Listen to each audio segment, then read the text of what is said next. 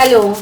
तर जेव्हा कुंडीमध्ये लावलेलं आपलं एखादं झाड अशा पद्धतीने खराब झालेलं असतं किंवा आपल्या लक्षात येते की आता हे काढून टाकण्याची गरज आहे, तर अशा वेळेला ते झाड वेस्ट करायचं नाही किंवा लगेच त्याला काढून टाकायचं नाही.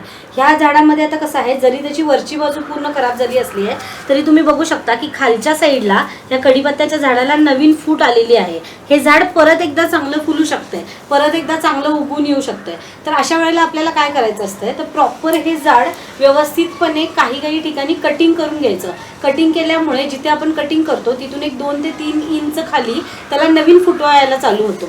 जी कीड आलेली आहे या झाडावर, ती कीड आपण वेगवेगळे बायोपेस्टिसाइड्स वापरून ती कंट्रोल करू शकतो. ती कंट्रोल केल्यानंतर ते झाड परत एकदा बहरून येऊ शकतं आणि जसं पहिल्यांदा होतं तसं पुन्हा एकदा पूर्ववत होऊ शकतं.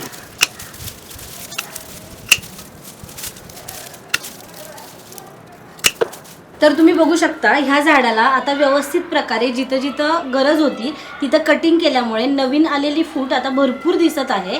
आणि ह्या झाडाचा जो इन्फेक्टेड एरिया होता किंवा वाळलेली पानं होती, वाळलेल्या फांद्या होत्या, त्या आपण अशा प्रकारे कटिंग करून टाकलेल्या आहेत. आता आपल्याला काय करायचं आहे, तर ह्या झाडाची 2 ते 3 इंच खाली मातीची खुरपणी करायची आहे.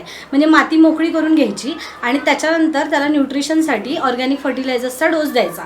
तसेच आता ह्या झाडांवर तुम्ही बघू शकताय बारीक कीड पडलेली आहे, त्यामुळे ह्याची पानं खराब व्हायला लागलेली आहेत. जेवढी नवीन फूट येते त्याला सुद्धा ती कीड येत आहे.